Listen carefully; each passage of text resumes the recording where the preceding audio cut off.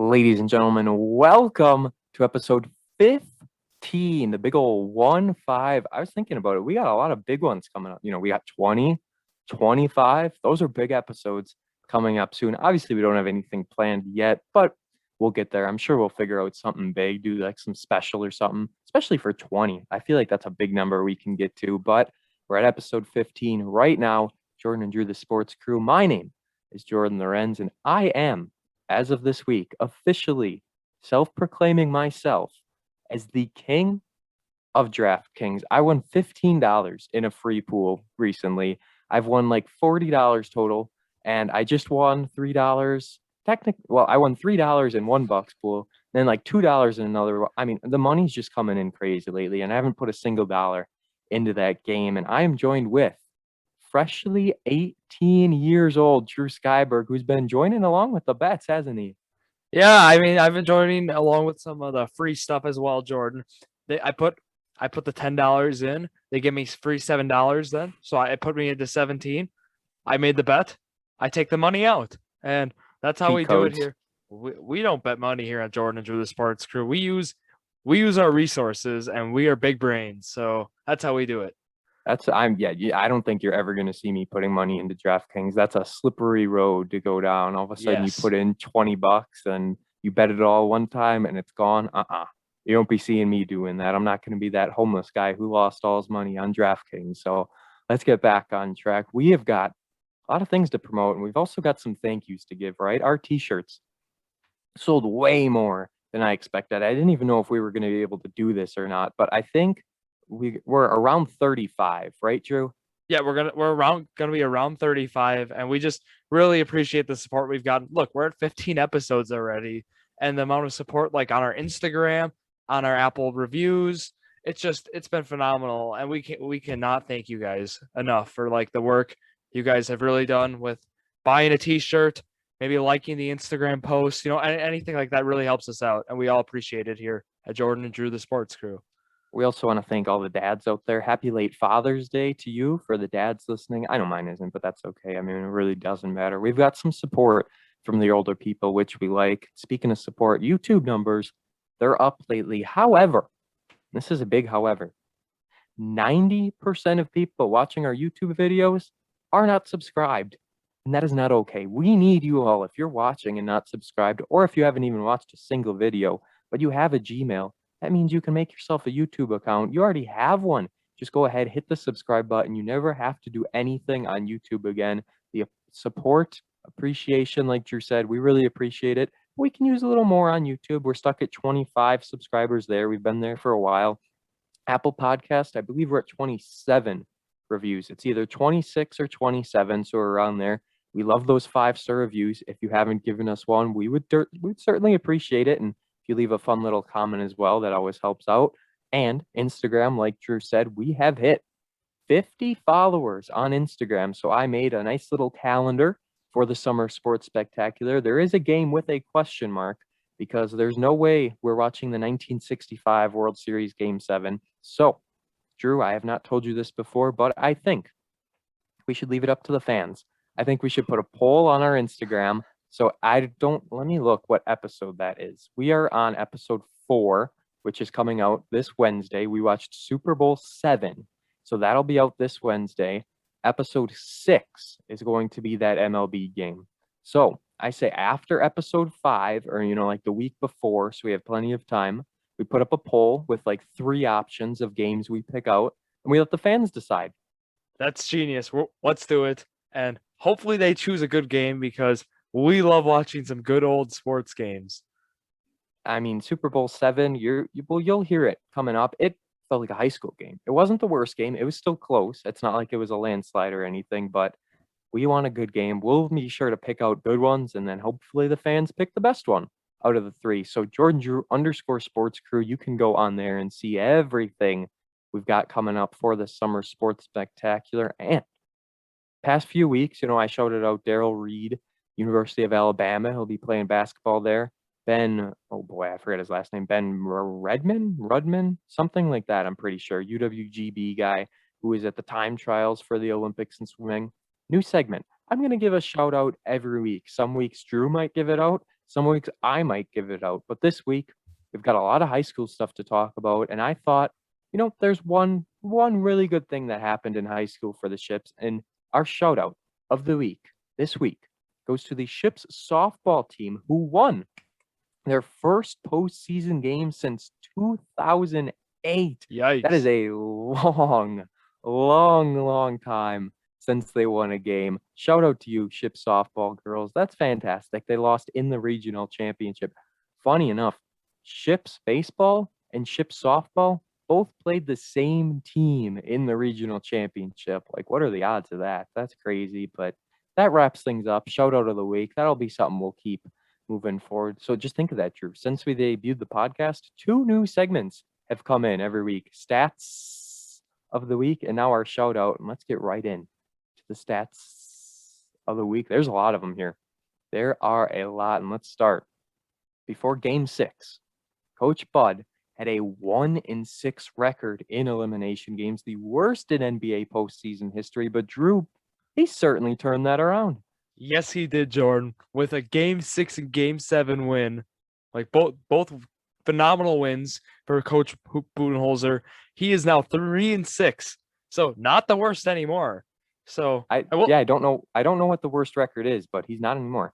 Yeah, and I'm looking forward to talking about game 7 later in our weekly sports talk. But was really happy with how Coach Bud coached those last 2 games. And I'm looking forward to the conference finals. I was not at all happy with the inbound plays he drew up in the final moments of game 7. I mean, we'll talk about it, but those were terrible, to say the least. Speaking of, Jackie Bradley Jr., he has the worst batting average, worst on-base percentage, and worst on-base percentage plus slugging of any qualified hitter in the majors. Like, I mean, Drew, I knew this guy was bad, right? I knew he wasn't the best hitter. We signed him for his outfield. But I did not expect this. Read some of his numbers. 155 average for Mr. Bradley Jr., a 240 OBP, a 511 OPS. And Jordan, I'd rather have Jacob deGrom or Brandon Woodruff go up to the plate than him right now. And it's by a long shot. This guy's been horrible. I bashed the signing from day one. I bashed it with you on this podcast. I mean, I love the guy's glove. Platinum Gold Glove winner, I believe. And he's a phenomenal defender. He runs the bases well, but boy, if you put a bat in that guy's hand, he shouldn't even walk up to the plate with a bat in his hands. If he just goes up there and tries to get a walk, that's better than what he's doing right now. Yeah, pull a Jace Peterson, who basically just stands there to get walks, and you say he runs the bases well. I mean, we don't see him on the bases much, and the only reason his OPS is high is because he's hit like 5 home runs or 6 home runs or whatever. If it wasn't for those, that thing would be absolutely garbage. So those really saved him. And our next stat is a team that the Brewers are playing this week, the Arizona Diamondbacks. This was a few days ago, so I don't know if it's actually changed, but they have now lost more consecutive road games than any team in MLB history.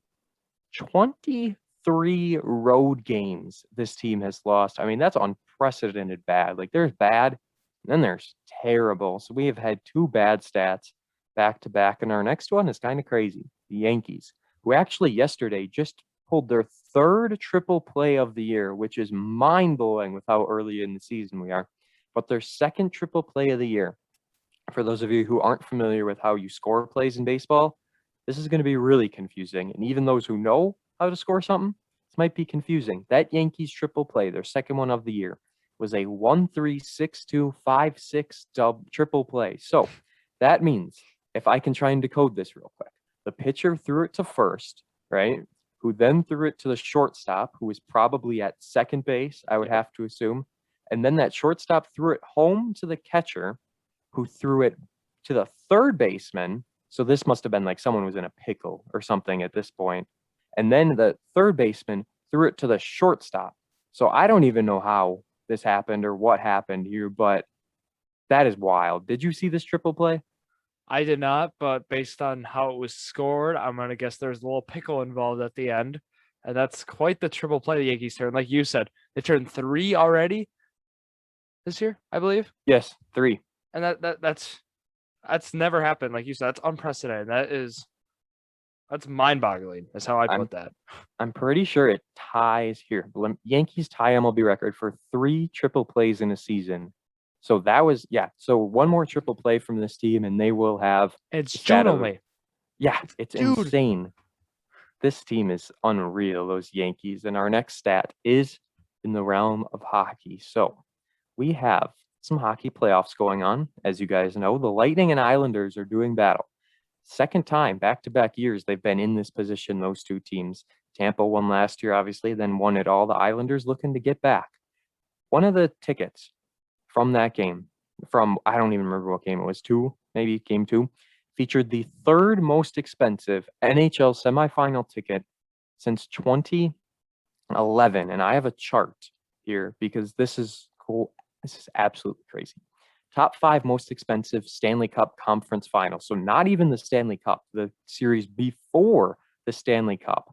This is the average price of a secondary market ticket. So that includes like a StubHub, SeatGeek, ticket, not Ticketmaster. There's some other ones, but you know what I mean at this point. In 2015, the Rangers average price $1,207. In 2014, the Rangers price $954. Here's this ticket we just talked about, the 2021 Islanders, $829. In fourth place, the Vegas Golden Knights from this year at $822.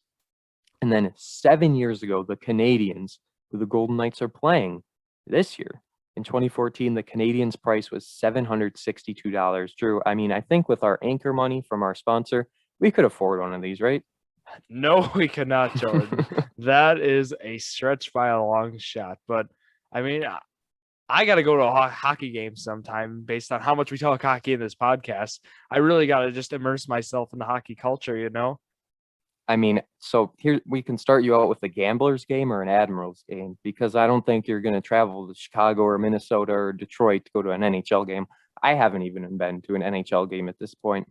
I was supposed to last year. I was going to go to a Coyotes game when I was in Arizona, but like the week before I was supposed to go, that's when everything shut down. And I was going to be at Diamondbacks opening day too, because my uncle lives down there. So, I mean, it was going to be a huge week, but all got canceled. So let's move. Our date today, June 21st, 2021. It's time for On This Day, a pretty short one. There's not a whole lot that was great this week. On this day in 1900, the second half of the sentence is wild. The Dodgers score 7 runs in the top of the 11th inning, and now they lead the Phillies 20-13, which is a football score. So in the bottom of the 11th inning, the Phillies are stalling. I don't know why or what they're doing, but the umpires decide to forfeit the game to the Dodgers. Like, what were the Phillies doing that the umpires just said, nope, game over, we're done? I couldn't tell you, Jordan. I mean, in 1900, there must have been maybe the manager was holding a grudge, didn't want to finish the game, and was kind of being like a sore loser. I've never seen this. Possibly. I think like they just weren't sending batters up, like they were just talking or something in the dugout. I don't know. That Yeah. is crazy stuff. On this day in 1950, Joe DiMaggio gets his 2000th hit. So good for Mr. DiMaggio. On this day in 1986, 1985, Heisman Trophy winner Bo Jackson signs a 3-year contract to play baseball with the Royals. So Bo Jackson, you familiar with him a whole lot? I mean, what a wild ride for him. Yeah, I mean, being able to play football and then going to the professional baseball and being that athletic freak in center field. I mean, I've seen videos of him on YouTube making these insane catches in center at I don't know if it was Coffin back then, but Kansas City Stadium. So that's always good to see. Bo Jackson, what a guy, right? One of those guys pulls a Michael Jordan. Well, Michael Jordan was actually after this, so I can't say pulls a Michael Jordan. On this day in 1988, this is fitting. The 42nd NBA championship, the Lakers beat the Pistons 4-3. If you haven't, we did a whole episode on this game, Summer Sports Spectacular. Go check it out. A good game it was. So fitting that ended up happening on our episode 15 on the exact day that this episode is being released. On this day, 1997, the WNBA begins with the New York Liberty beating the Los Angeles Sparks. I couldn't tell you the last time I've watched a WNBA game. On this day in 2012, the NBA Finals, the Heat win their second NBA championship as they beat the Thunder 121-106 in Game 5. LeBron James, the MVP. This was had to be LeBron and Wade against Durant and Russ, huh? Yeah, with some Bosch in there, I believe. Not sure if he Oh was yeah, there. Bosch was on the Heat Bosch as would have been well. there too. Yeah, and LeBron, Finals MVP, Wait, like wait, you wait. said. Wasn't Ray Allen on the Heat as well? Yeah, Ray Allen would have been there. Dang, that was a Not sure stacked team. if he was there that year, but like you mentioned, KD made it to the finals in that series, but he did not make it this year. No, he No, did not. sir. You know what? Let's start with that, right? Let's start with the Bucks and Nets for our weekly sports talk. I watched, I think, like four of the games in this series. I mean, I watched it all when I was home and tried to check it out. Let's recap it all, right? Let's start game one. Nets win 115-107. Game two, Nets win 125-86. At this point, I was like, oh my God, the Bucks are going to get swept. They just got embarrassed. But they come on their home court and win a defensive battle 86-83. Game four, 107-96 win. We're all tied up at 2, and I watched games 5, 6, and 7. This was absolutely huge. Game 5 was KD's performance of a lifetime. I mean, it was unreal the things this dude did in the game. Put the team on his back, 49 points, played the entire game, 48 minutes, with 16 of 23 from the field, triple double, 17 boards, 10 assists. Kyrie Irving was out. James Harden played this game, though. That was one of the big things. Like, he was listed as doubtful. And then all of a sudden, he was shooting around and he played 46 minutes in this game. I think it was almost an Isaiah Thomas situation. How in the Summer Sports Spectacular we watched, and like at halftime, he really cramped up and it wasn't doing well in the rest of the game. So Steve Nash just said, we're just going to keep Harden in most of the game. And that's what they did. He did not shoot well in game 5, was 1 of 10 in that game. But as we move to game 6, Bucks win 104-89 at the Pfizer Forum, and this set up game 7, Drew. Huh. This was a game of a lifetime. This game had it all, went back and forth, lead changes the whole game. There's some ties in there. And then we go down to the end of the game. Kevin Durant has a chance to win the game for the Nets, and he is 2 shoe sizes short of making the Nets Maybe even 1. punch. Yeah, maybe even 1 from the Nets punching their ticket to the conference finals. And the Bucks kind of got lucky at the end there with at the end of regulation there, because he could have had that game-winning 3. However, instead goes to overtime, and then the Bucks close it out. Chris Middleton has a big shot to give them the 113-111 edge there, and then what happens is Kevin Durant gets a shot at the other way and airballs it, comes up short. Then they have a foul with like, how many seconds was that left, Jordan? Point 3. 0.3. Brooke Lopez goes to the line, makes 2 free throws, and that's it. That's your game. 115-111 Bucks. And Jordan, you want to read some stats? Yes, I will read some stats. That foul did not sit right with me at all. Like, come on. There's 0.3 seconds left in the game. All the Bucks have to do is throw the ball in. And what are you going to do with 0.3 seconds? If Lopez missed both of those free throws, what are the Nets supposed to do? As soon as they touch the ball, the game is over. I did not understand at all why the foul was called, and no one knew it was called. Everyone was high-fiving, giving hugs. Everyone thought the game was over, and the PA announcer all of a sudden says, no, we have a foul.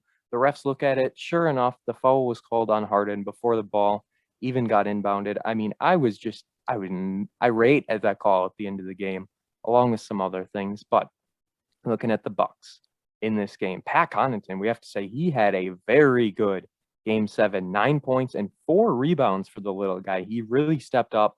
Huge reason why the Bucks won as well. Giannis from the free throw line, he had a stretch where he made 7 consecutive free throws. And Drew, I have to say, I am so sick and tired of hearing people talk about Giannis's free throw technique, talking about how long he takes, talking about how bad he is from the line. We all know he's bad. We all know he takes a long time. We all know he practices and then takes 6 dribbles and puts a free throw up. Like, when are we going to move past this? Yeah, I don't know. And like, that's the only thing they can really hate about his game. I mean, obviously threes, like, but he shot 2 for 6 tonight. But it's frustrating to see that happen. And I mean, we see the Nets fans go 1, 2, 3, and they I actually liked that. I thought that was clever. I thought that was clever too. And they usually get to 12 before he shoots, but that's his routine. And like the dude's trying to work on his free throw game. We saw him come out during halftime even to shoot some free throws, because he he cares about this game. He wanted to win, and he did all he could. He had a 40 points, 13 boards, and 5 assists, and he played his heart out. He had 50 minutes, which is something you never would have seen in the Mike Budenholzer era, because he always sat his, I guess, starters would never play full games. We saw Middleton play 52 minutes as well. So I think that's great to see. Holiday with 48 minutes. And yeah, it was just a great game, I think, for the Bucks. And Jordan, I got one more question for you. Oh What boy. did you think of Mike Budenholzer's inbound play where Brooke Lopez got the ball and didn't know what he was doing with it? Okay, I saw someone on Twitter say something about this, and I responded like, I think during the timeout, Brooke Lopez got paid by the Nets to just sit there and hold the ball because the inbound play made no sense. Obviously, you would want to draw it up with Giannis. There was what, a second left or like 1.5 or something like that, right? Yeah, something like that. So yeah, they did it earlier in the game. They set up an alley-oop to Giannis off the inbound, and it was absolutely perfect. All you could ask for. This situation here, ball's on the baseline. Giannis is there, sets a screen, starts moving inside. It's a one-on-one. There's basically no one in the lane. Everyone's face guarding their guys, trying to make sure no one gets the ball. Brook Lopez gets it in the corner. Again, literally like 3 seconds tops left in this game at this point, and he just sits there and holds the ball. Like he literally crouched down and held the ball. He didn't make an effort to pass it all. I didn't understand at all what they were doing because there's no way that's what they drew up. If anything, he was supposed to kick it out to Drew Holiday, who would have tried to make a 3-pointer, but that wasn't even an option because Lopez just held the ball. I think the play just kind of blew up or someone forgot what they were doing and Lopez got stuck with it. But Yeah. I don't know. That was one of the only big things I had a problem with in the game. Giannis looked fatigued early in the game, though. Like it was in the second quarter, middle of it. I want to say he was like running, not even running. He was walking back, and Coach Bud called a timeout. And Middleton, who had the ball, was like, "What's wrong? What's wrong?" And then you see Giannis there. That's a little concerning. But after the game, they asked him about it, and he's like, "You just got to play our hearts out. I mean, I got a little break. I was good. Now you got to regroup because coming up, do you have anything else to say about this series, or should we say what's to come?" I think you got it all. And yeah, like what you said with Brooke Lopez, I can't really blame Coach Bud for that. I mean, Brooke Lopez is kind of just lack of what's going on the court awareness, and that's what we saw. But other than that, great game, very exciting game, and we got to talk about what's coming up, like you said, because Game 7 for the Eastern Conference semis would have been, is that already happened, I believe. Yeah, it was last night at this point. Yep. We haven't seen it yet. We're recording a few hours before the game And happens. And right now, the Bucks will either be facing, well, we'll know by now, it's going to be the Hawks or the 76ers. Jordan, who do you want the Bucks to be playing? Well, obviously the Hawks, right? Yeah, I mean, that's a safe that's the bet. team you want. But Trae Young, he's been on fire lately, but still, I think that would be good. I think the Sixers would be a very tough series. I'm not saying it's one they couldn't win, but I'm just saying that would be tough. I know they kind of match well against that team, and they just beat the Nets in a grueling 7-game series. But you have to look at it. It wasn't a 100% Nets team. I mean, the Nets didn't have Kyrie. James Harden, sure, he stepped up in Game 7. He did well, but at the end of the day, a poor Game 6 or Game 5 performance by Harden didn't really set the team up well. They only had 2/3 of their big three. Sixers, they're at full strength, right? There's nothing big going on there. And Embiid's got a little bit of an injury issue, but he's playing through it. So Yeah, that's what I thought. other than that, they're basically full strength. I mean, if you want to word it like that, but yeah, we'd rather have the Hawks. We get home court advantage, and then I just feel like the Bucks, like having Drew on Trae Young, maybe have Giannis on Collins, Capella, Lopez. Like we're gonna have like Lopez could paint sit against these guys. Like a guy like Clint Capella is not gonna kill you from the 3-point arc. So I mean, just stuff like that. I'm looking forward to the series. I think this Bucks team beats whoever they face in the conference finals. I think they're going to the finals this year. Please give us a Bucks and Suns finals. I just watched earlier the end of Game 1. I love this Suns team. Devin Booker, he is an absolute star. This dude is so good, and he's playing his heart out. He has to now because Chris Paul, with the whole COVID thing, how he's out, which I think is completely stupid because they let LeBron James blow through all the COVID protocols, but Chris Paul, all of a sudden, he does one little thing wrong, and they make him sit in Game 1 of the finals. That doesn't sit right with me at all. And speaking of, I did just want to say one more thing. James Harden and Kevin Durant are insufferable to watch. I mean, I'm so glad the Bucks beat these guys because I can't sit through another game of Kevin Durant flailing his arms after every single play. Yeah, what is he doing? And he got an and one at one point, and he was still complaining to the referee about it. Like, what are you possibly saying to the officials? Shut up, dude. Shoot your free throw and move back. And anytime Giannis was at the line, James Harden threw his arms up in the air, was so mad it takes so long. Like, dude, you're actually getting time to rest. This is kind of benefiting you in a way. You get to sit there for 10 seconds and do nothing. I hated watching both of those two, and I don't understand. You're one of the Kevin Durant, right? You're like one of the top players in the league. Everyone was praising him for his game 5, about how he put the team on his back and won the game. He was on fire in game 5. Can't say enough good things about it. But if you're a player like that, top player in the league, why must you constantly complain for a foul? Fight through it, move on. You're good to go. After then, if it's not called, it's not called. You're not going to change what the referee thinks. I've never understood that from people. Like, just run back. Just please. You miss a shot, whatever. You get hacked on the arm. It's fine. Go back. Complaining to the ref's not going to change anything. If anything, other teams are going to get a transition bucket, and that's going to be the end of things for you. Like, it makes no sense. And LeBron James, flop king, Kevin Durant up there with him as well. James Harden went to the free throw line way too much in game 7. He got every single call possible. I think in the first half, he had like 8 free throws already. Yep. It was just insane. And the calls were so inconsistent. And Jordan, I have some good news for you.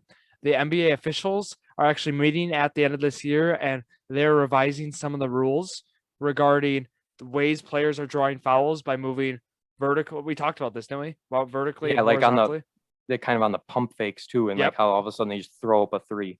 And we saw Harden. We saw him draw a lot of fouls on Saturday night by moving this horizontal thing, maybe even like going around a screen and making a player get wedged in between the screen and making them draw that fouls. made me so mad. What are you supposed to do? The guy is setting a screen. PJ Tucker is literally just going through the screen to get past it, and James Harden puts himself in Tucker's position, and a foul is called.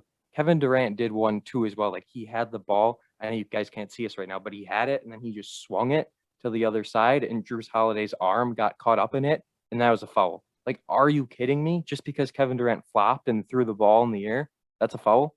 Yeah, it's certainly tough for the officials it's tough calls for the officials to make, and I'm hoping with some of these rule changes we see less and less of that stuff being called, because that was Twitter last night complaining about calls like that, and rightfully so. I mean, those were calls you would not expect to see in a game 7. No, and they didn't go both ways. That was the problem. Like, I would have had no issue if they would have consistently called things or consistently not called things. But this game was almost as rigged as the Packers and Buccaneers. But we won't get into that. Packers season coming up soon. Let's stay on basketball.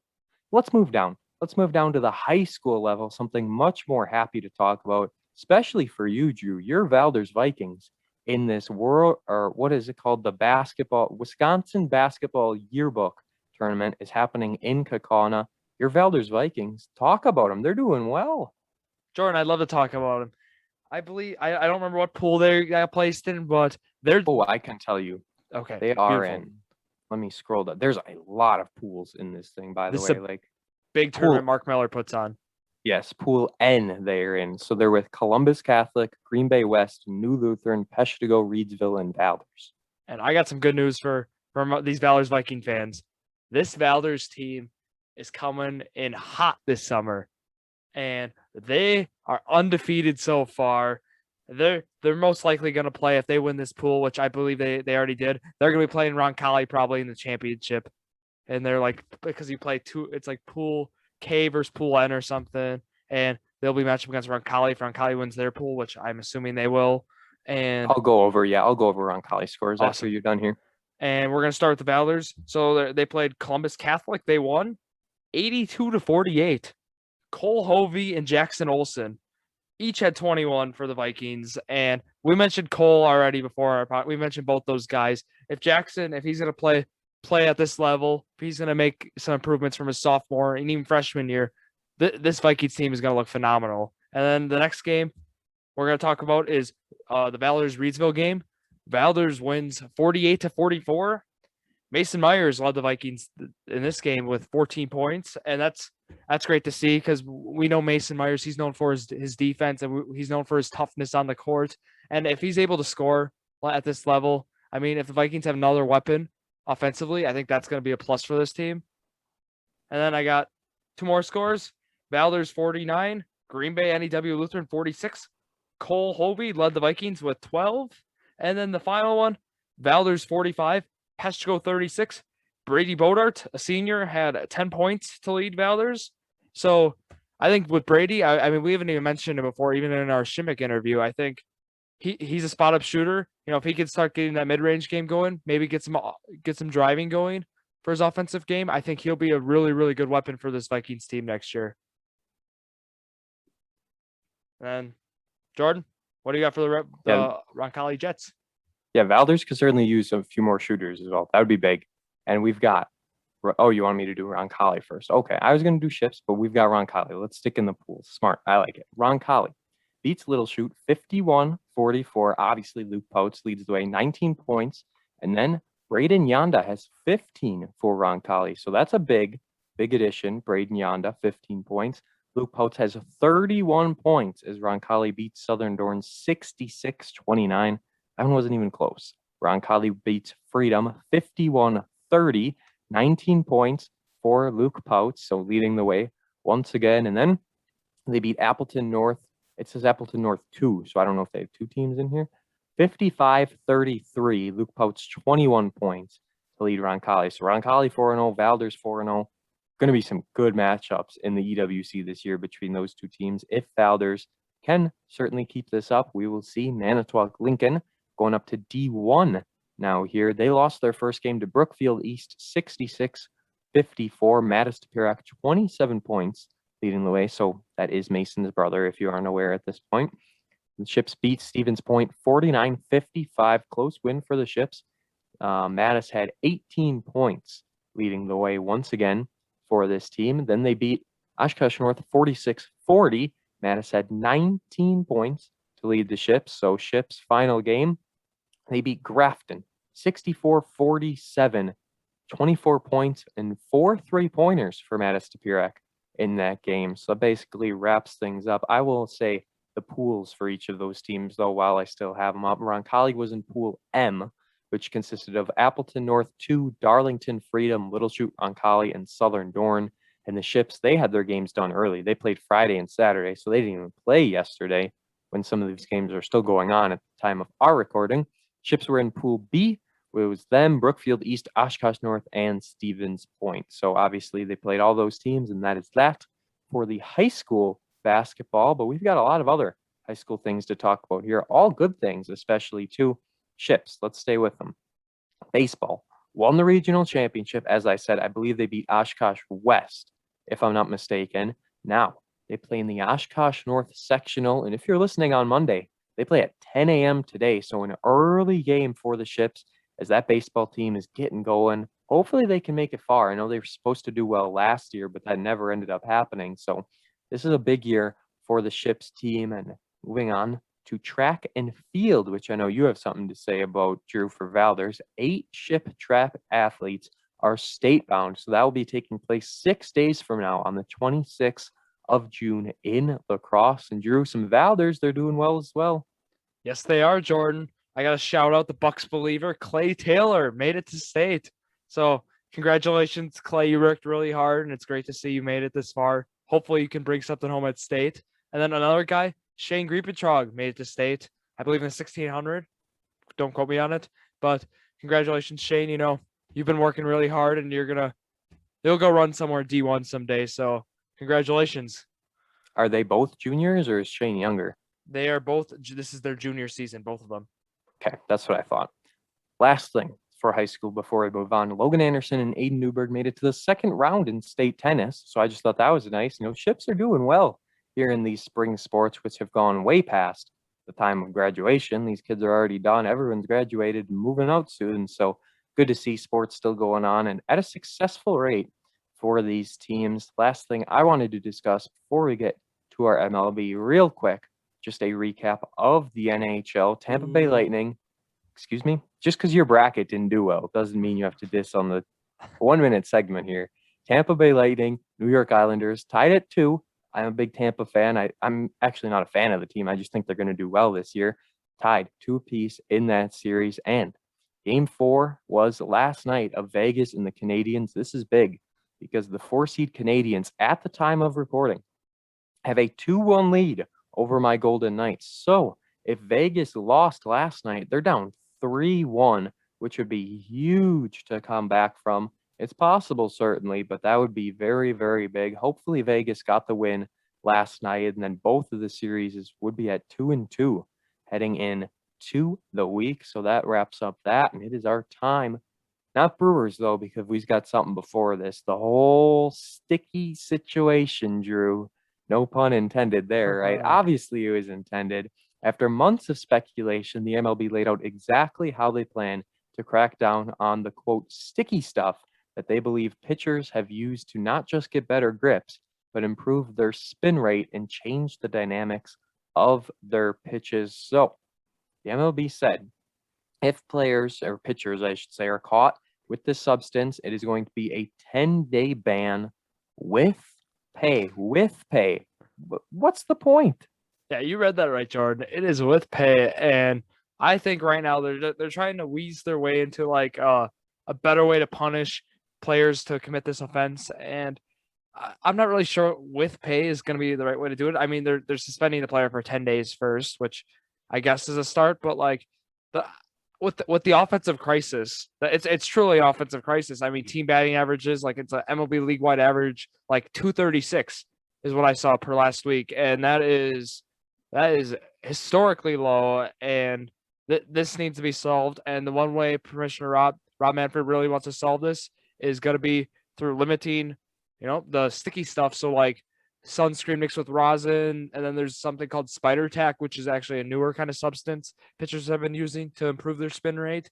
And the pitchers are not happy, right, Jordan? Well, no, certainly not. I heard Garrett Cole, I should say, complaining about it the day after. He was just saying about how I can't even grip the ball. I can't throw it. I don't know what I'm doing. I mean, the ball's completely different. Well, yeah, of course it's going to be different if you've never used it. I mean, you see all the time, like they spin it around in their hands and they do all these things. Yeah, go under their cap as well, as Drew is pointing to. But I'm all for sticky stuff to like actually give the pitcher a grip where they can throw it. But if they're like completely manipulating it, where they're using all these other substances to change things, that's when you have to draw the line, because it's not fair to anyone. And that's why pitchers, you've got a guy like Jacob deGrom who has such a low ERA, Woodruff, Burns, they're all doing well. I don't know who uses it and who doesn't, but Rob Manfred, one of his statements said, after an extensive process of repeated warnings without effect, gathering information from current and former players and across other sports, across the sport, 2 months of comprehensive data collection, listening to our fans, and thoughtful deliberation, I've determined the new enforcement of foreign substances is needed to level the playing field. I mean, I agree. Honestly, I can't wait to see if all of a sudden pitchers do completely terrible and like they get exposed for not doing well. But it also mentions how umpires are going to have to regularly check. It says umpires will be charged with regularly inspecting pitchers, even if opposing managers don't request inspections. So MLB, time and time again, has said how they want games shortened. They don't want these big, long games. This is all just going to add to the time. And, like, if you're a pitcher, I don't want the umpire coming up to me looking for sticky stuff. Like, what are they going to do? Pat the guy? Yeah, Jordan, it's going to be like all the pitchers are going through the TSA security line, and they're all going to have to get checked out because this is ridiculous. It's unreal. Who started this, by the way? Like, this has been going on for a long time, obviously, but this new stuff, where did that come from? Yeah, do you have any idea? I'm not sure where the spider tack, the whole emergence of that. I mean, Trevor Bauer has been very influential on this. We've seen him talk about it in Twitter the last 3-4 years. He's been talking about how pitchers are using the spider tack stuff. They're using the sunscreen and rosin, which we already mixed with rosin. We've mentioned that already. And it's just, it's crazy. And I'm kind of glad they're starting to take initiative on some of this stuff. But at the same time, they're just like, now all the pitchers are just getting wiped away with it. Like they can't use it anymore all at the same time. So it's going to be a tough adjustment for the pitchers. So I feel for them kind of, but not really. Oh yeah, they went from all to nothing real quick. But I mean, honestly, shouldn't have ever been using it in the first place. But that's up to them. Like I said, if it's one thing just for grip, so they can actually grip the ball and make a pitch, that's fine. But once you're like actually changing everything, not needed at all. That's when it's gone too far. And Brewers, let's move to them. I'm going to be honest. I was at work on Wednesday when like that Reds game was going on. So like I didn't actually watch the game. I had it on the computer where like you see all the balls and strikes. Other than that, I didn't watch a single Brewer game all week. And the week started off terribly. A 10-2 loss to the Reds, then a 2-1, 2-1 loss to the Reds, both on back-to-back days. Then they lost to the Rockies 7-3. And at this point, I was like, what is going on? And they lose again, 6-5. Thankfully, split the series back-to-back 1-run win games. But you got to look at it like this. Out of the 7 games they played this week, 5 of them were decided by just 1 run. 3 losses, 6-5, 2-1, 2-1, 2 wins, 6-5, 7-6. But this Sunday game, they were winning 6-0, and they let the Rockies get back into the game. That's unacceptable. That it truly is, Jordan. And like Zach Godley went in that 6th, gave up some home runs, not good. And then luckily though, the Brewers in the 9th inning, back-to-back days, Saturday and Sunday, they get put together some good rallies, or with Willie Adames hitting that go-ahead shot Saturday, and then with Daniel Vogelbach in that single to right.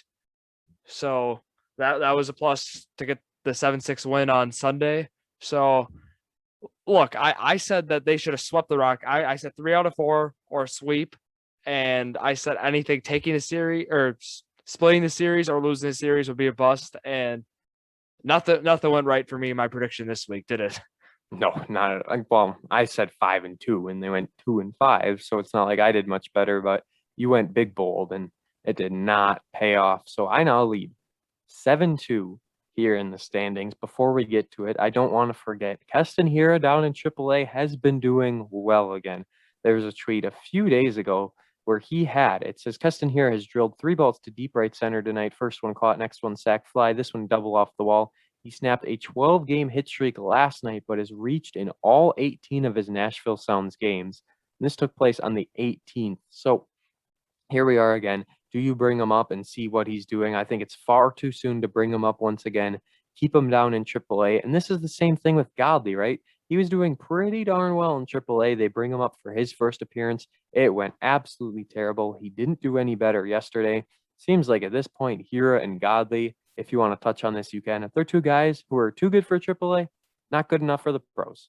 Yeah, they're right in the middle right now, and it's so frustrating to see Keston Hiura. We've mentioned it. His 2020 was very, very good, and just him coming 2021, hoping for to make some progress, and he just flopped. And it's so frustrating with him because we bring him up, he does horrible. Bring him down, or he does phenomenal. I mean, he puts together like really, really good numbers in AAA, and it's just a shame that it just doesn't translate the way it should to the major league level. Yeah, not at all. I mean, we're rooting for the guy, obviously. Every Brewer fan is, but hasn't been looking too well. So the Brewers have 6 games this week. They get a day off on Thursday. 2, honestly, easy series again here this week. They play today, 3-game series against the 20-52 Diamondbacks. They've won 2 straight, the Brewers. They play a terrible Diamondbacks team who made our stat of the week for losing on the road.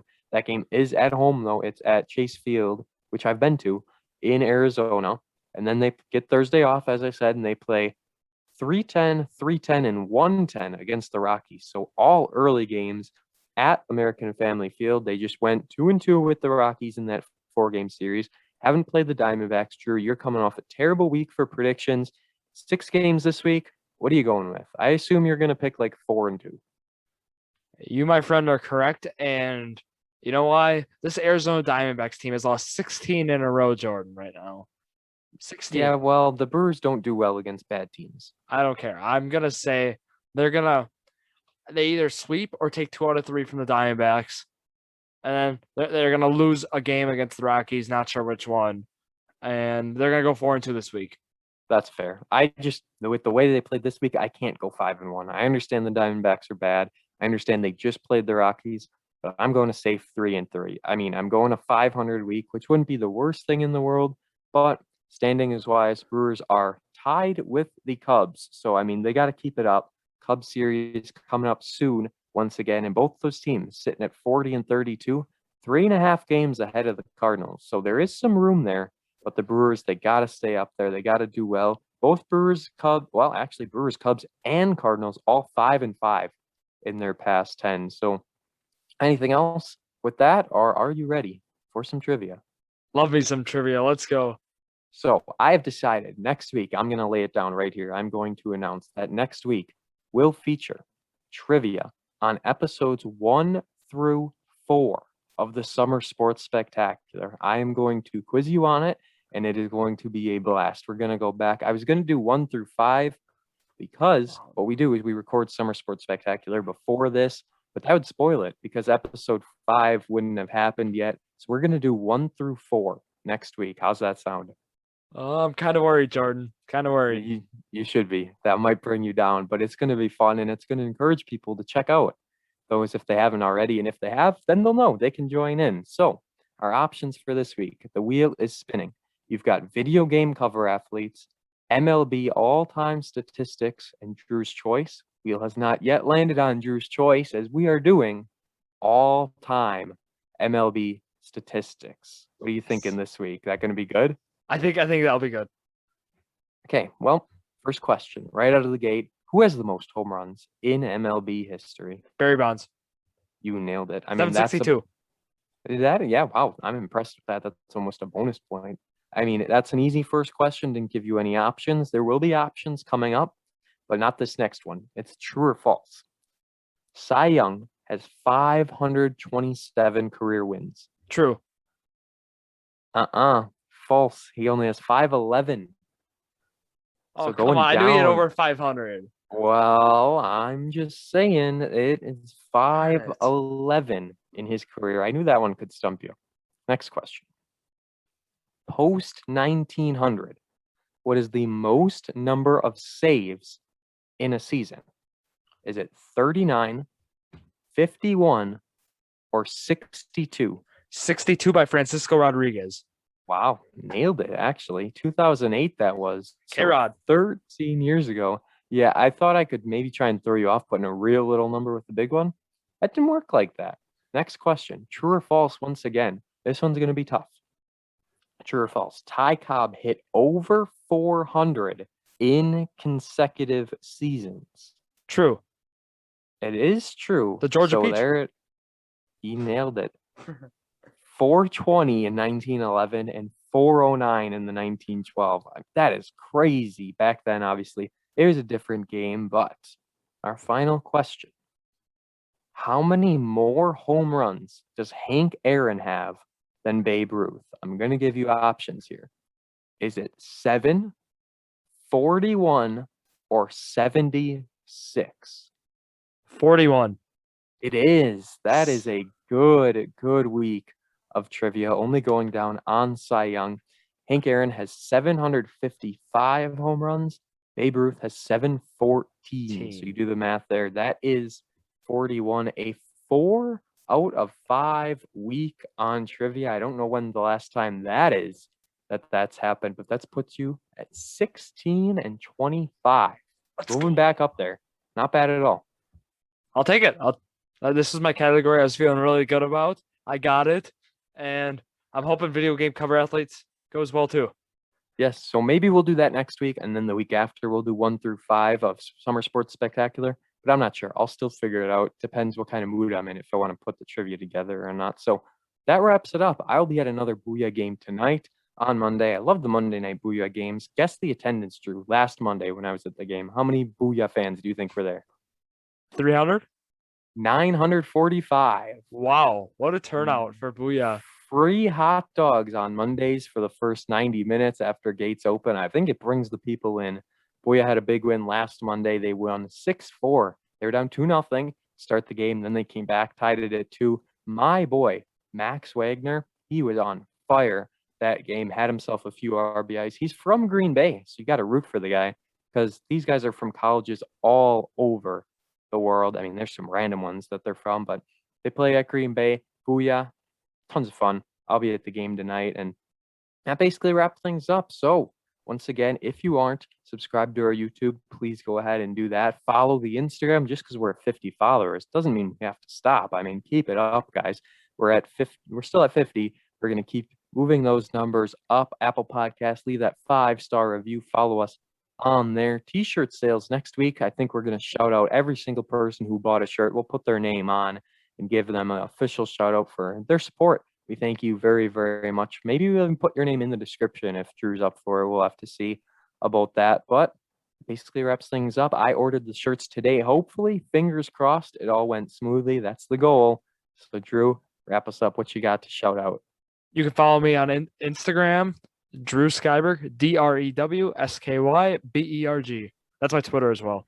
Follow me there too. Yes, that is very true. I'm on the Twitter, Jordon_PXP. A lot of good Bucks tweets. I mean, if you want to see me go through a wild ride during the game, follow me on there. We go through it all, and it's most of the time just complaining about the referees and James Harden and Kevin Durant. But yeah, that's that episode 15. I'm surprised we made it this long, but bigger and better things from here. Thank you all for listening. Don't forget, Wednesday, Summer Sports Spectacular, episode 4, Super Bowl 7. Oh my goodness, I'm blanking on who the teams were. It was the Redskins and Dolphins. That's who it was. That would have been really bad because we already watched the game and recorded it. But yeah, that'll be here this Wednesday, episode 4 of that. No bonus episodes planned, probably until my next UFC recap. So thank you all for listening to episode 15 of Jordan and Drew, the Sports Crew, the perfect podcast for you.